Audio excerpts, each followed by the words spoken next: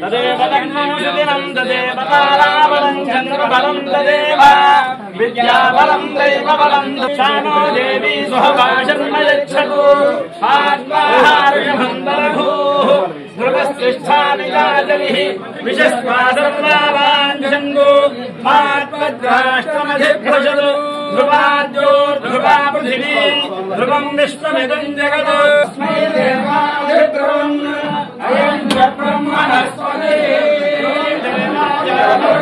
ध्रुवं देवो बृहस्पते ध्रुवं इन्द्रश्चार्यस्य राष्ट्रविधारयताम्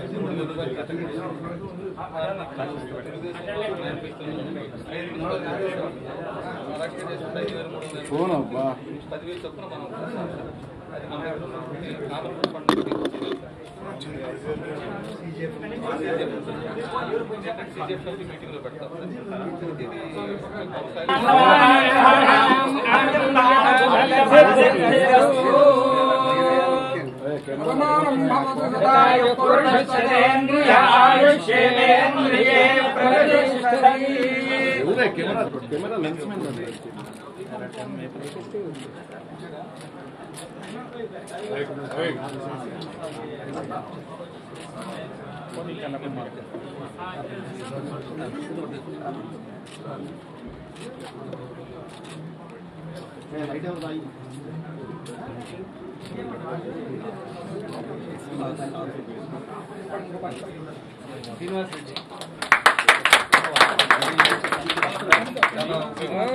शतंजीव शरदो वर्धमान यज्ञभिर्गमो भवति शतमिति शतङ्गे वर्धयन्ति शतमेव शतात्मानं भवति शतमनन्दं भवति शतमैश्वर्यं भवति शतमिति शतैर्घमायुः पालयसि यं पालयसि धर्मं धर्मं पालयसि यं पालयसि धर्मं पालयसि धर्मं धर्मं पालयसि पालयसि धर्मं द्वन्द्वं धर्मं पालयसि पालयसि धर्मं त्वं धर्मं द्वन्द्वं धर्मं धर्मं द्वन्द्वृत्या धृत्या त्वं धर्मं धर्मं द्वन्द्वृत्या त्वं धृत्या धृत्या त्वं धृत्या च धृत्या त्वं द्वन्द्वृत्या च धृत्या च धृत्या धृत्या जयमेन जयमेन च धृत्या धृत्या जयमेन जयमेन जयमेन च जयमेन च जयमेन च जयमेन च विजयमेन च जयमेन जयमेन च सर्वैरावसात्तु धर्मस्वामभिरक्षतु भव आदित्याय तेजो भव विष्णुरिव श्रीमान् भव ब्रह्मायुरायुर्भव आयुरायुर्भव धान्यं धनं पशुं बहुपुत्रलाभं शतसंवत्सरं दीर्घमायुः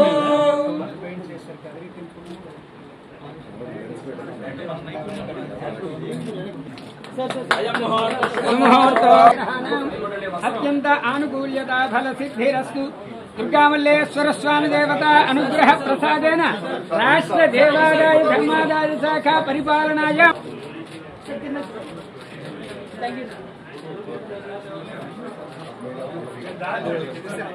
Thank you.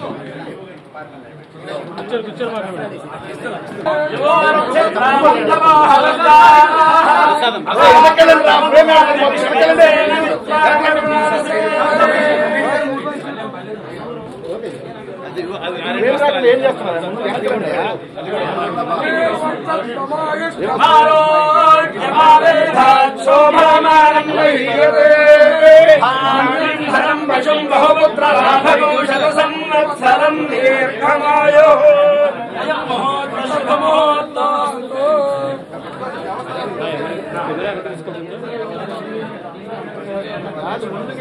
వెనకుంటే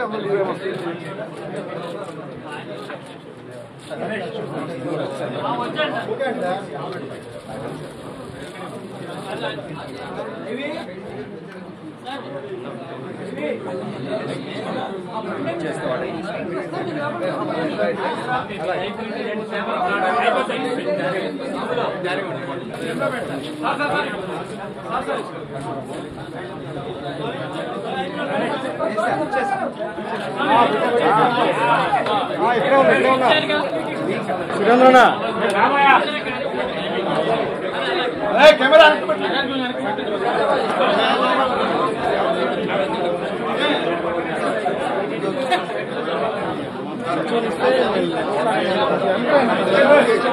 వెనక్కి రావాలండి ఆగండి నువ్వు ఆగండి ఎలాగా పుట్టింది ఎవరు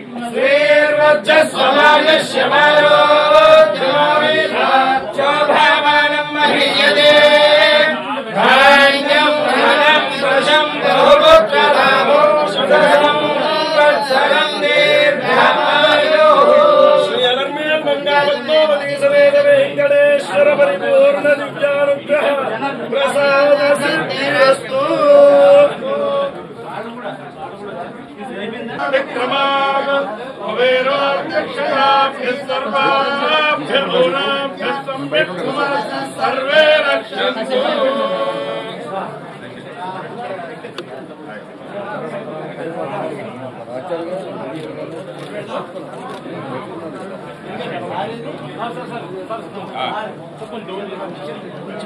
కొంచెం వెనక్కి రావాలి మీ లెన్స్ వస్తుంది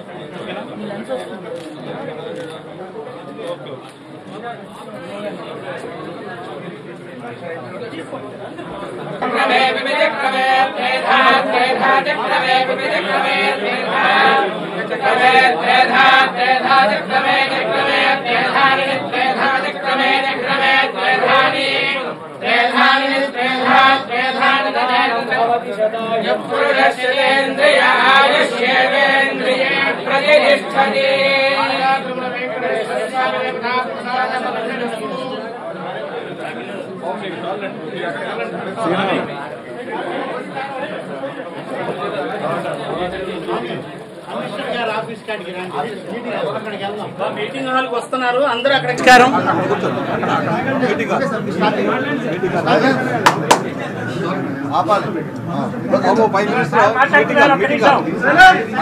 కమిషనర్ మీటింగ్ అందరికీ నమస్కారం. ఈరోజు ఆంధ్రప్రదేశ్ రాష్ట్ర ప్రభుత్వ దేవాదాయ ధర్మాదాయ శాఖ మంత్రిగా గౌరవనీయులు మన రాష్ట్ర ముఖ్యమంత్రి వర్యులు శ్రీ నారా చంద్రబాబు నాయుడు గారి ఆశీస్సులతో ఈరోజు తొలి సంతకంతో ఈ దేవాదాయ ధర్మాదాయ శాఖ కమిషనర్ కార్యాలయంలో ఈరోజు ఛార్జీ తీసుకోవడం జరుగుతుంది. పూర్తి స్థాయి కార్యాలయం ఆంధ్రప్రదేశ్ సచివాలయంలో ఉన్నప్పటికీ ఇంకా కొంత రిపేర్లు జరుగుతున్నాయి కాబట్టి ఇక్కడ ఈరోజు ఛార్జీ తీసుకొని ఈరోజు నుంచే పూర్తిగా ఈ శాఖ పైన అన్ని రకాలుగా చర్యలు నిర్ణయాలు అన్నీ కూడా తీసుకోవడానికి సుముహూర్తం నిర్ణయించుకొని ఈరోజు ఇక్కడికి రావడం జరిగింది. వచ్చిన సందర్భంలో మా శాఖ కమిషనర్ గారు, ఇతర అధికారులందరూ, మరీ ముఖ్యంగా మీడియా మిత్రులందరికీ కూడా నేను ప్రత్యేకంగా ధన్యవాదాలు తెలియజేస్తా ఉన్నాను. అనేక ప్రాంతాల నుంచి వచ్చినటువంటి ఆలయ పాలక వర్గాల ప్రతినిధులు, అధికారులు, మరీ ముఖ్యంగా నెల్లూరు జిల్లాలోని ఆత్మకూరు నియోజకవర్గం, తర్వాత నా కుటుంబ సభ్యులు అందరూ కూడా ఇందులో వచ్చి ఈ కార్యక్రమంలో పాల్గొంటూ ఆశీస్సులు అందిస్తున్నందుకు వారికి కూడా ప్రత్యేకంగా నేను ధన్యవాదాలు తెలియజేస్తున్నాను. ఈనాడు ఈ శాఖ విషయంలో 2-3 విషయాలు మాత్రమే నేను ఇప్పుడు ప్రస్తావిస్తాను. పూర్తి కార్యాలయం ఆంధ్రప్రదేశ్ రాష్ట్ర సచివాలయంలో 3వ తేదీ తరువాత దాన్ని ఏర్పాటు చేసుకోవడం జరుగుతుంది. అది ఏర్పాటు అయిన తర్వాత అన్ని విషయాలు కూడా అక్కడ చెప్పడం జరుగుతుందని చెప్పి మీడియా మిత్రులకు, మీడియా ద్వారా రాష్ట్ర ప్రజానీకానికి కూడా తెలియజేసుకుంటా ఉన్నాను. ధర్మో రక్షతి రక్షిత.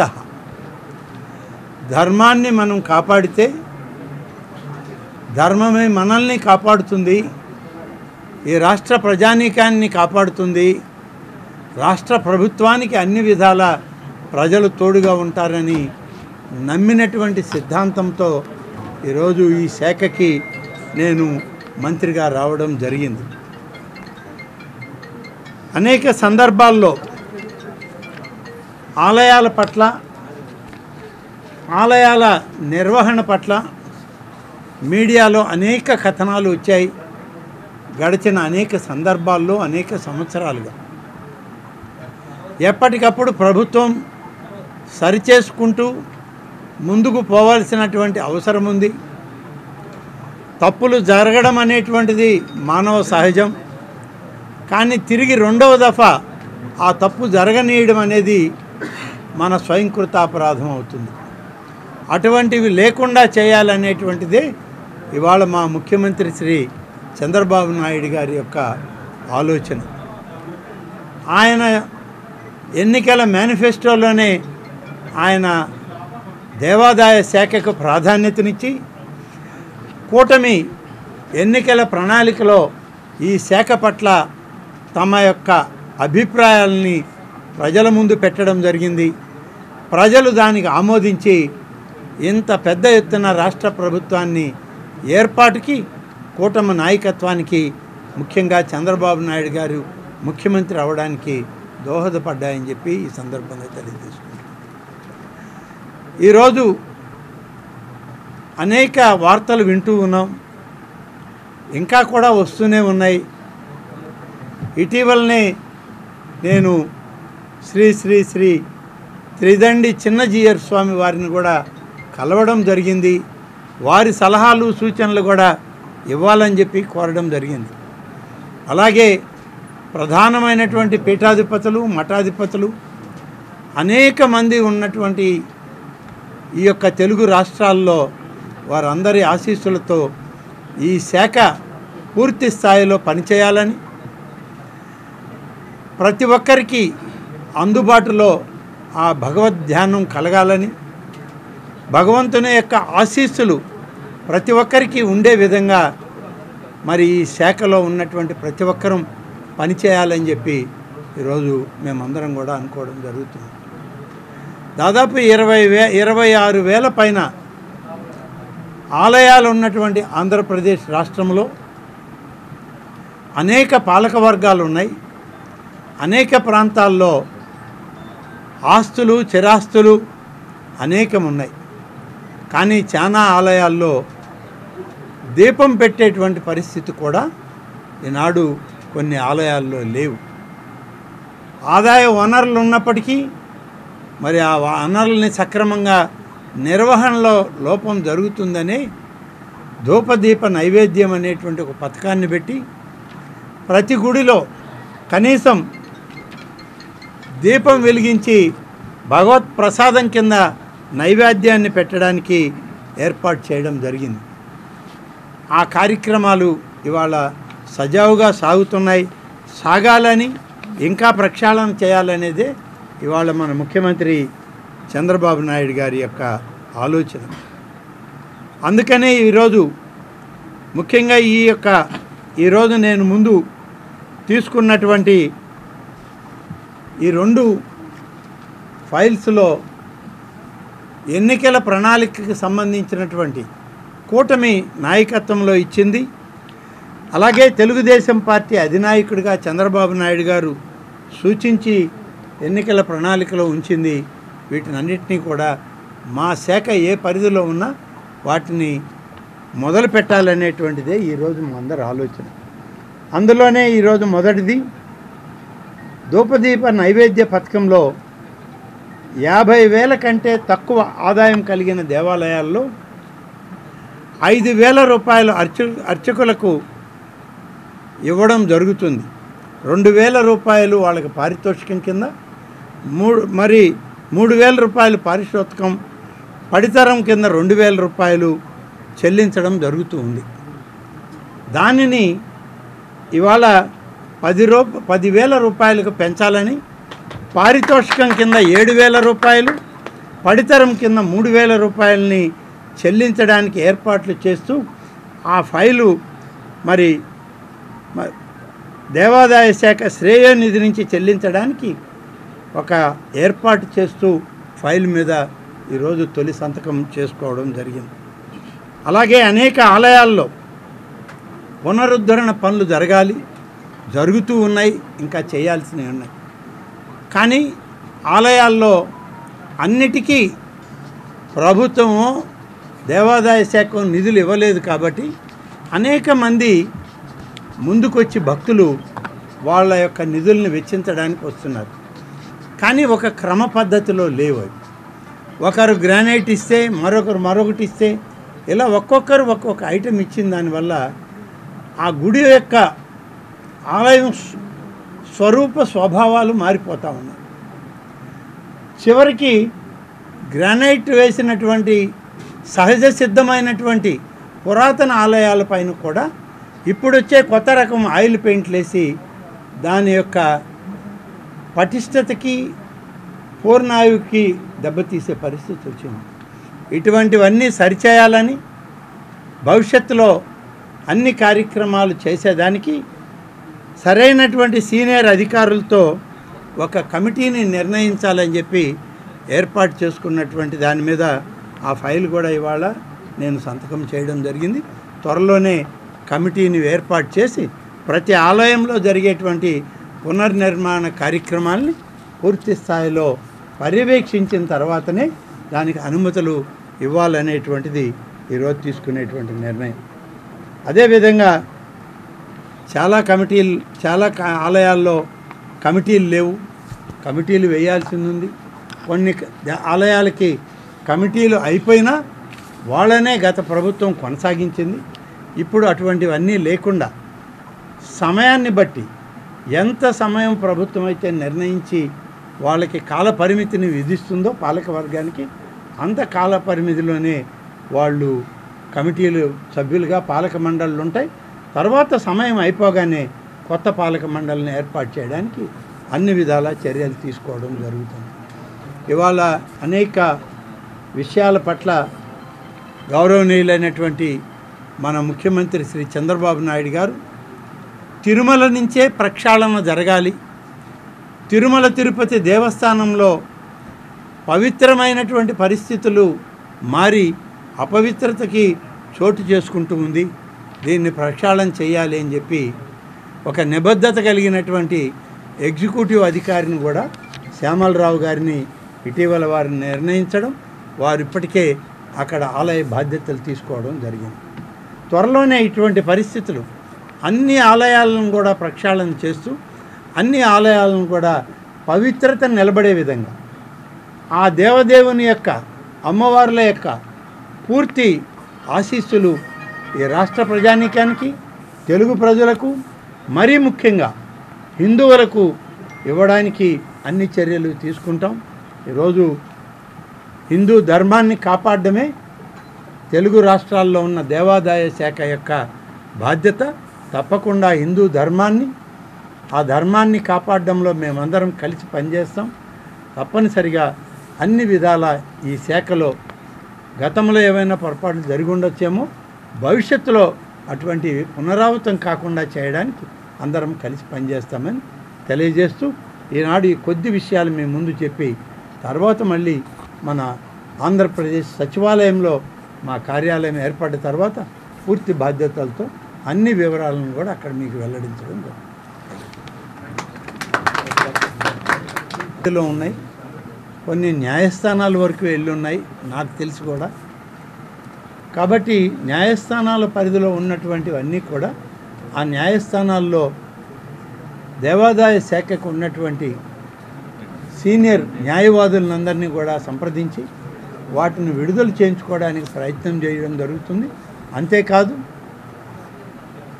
మన సచివాలయ స్థాయిలో అధికారులకు, అలాగే మంత్రిగా నాకు కూడా కొన్ని అధికారాలు, కొన్ని విచారణలు పెండింగ్లో ఉన్నాయని చెప్పి నాకు కమిషనర్ గారు చెప్పడం జరిగింది.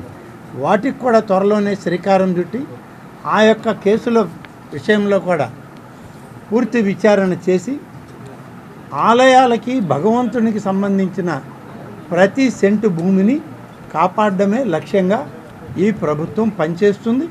ఆలయాల ఆస్తుల్ని పూర్తి స్థాయిలో మరి ఆలయాలకి దక్కే విధంగా, ఆదాయం కూడా ఆ ఆలయాలకి ఉపయోగపడే విధంగా ఏర్పాటు చేయడం జరుగుతుంది.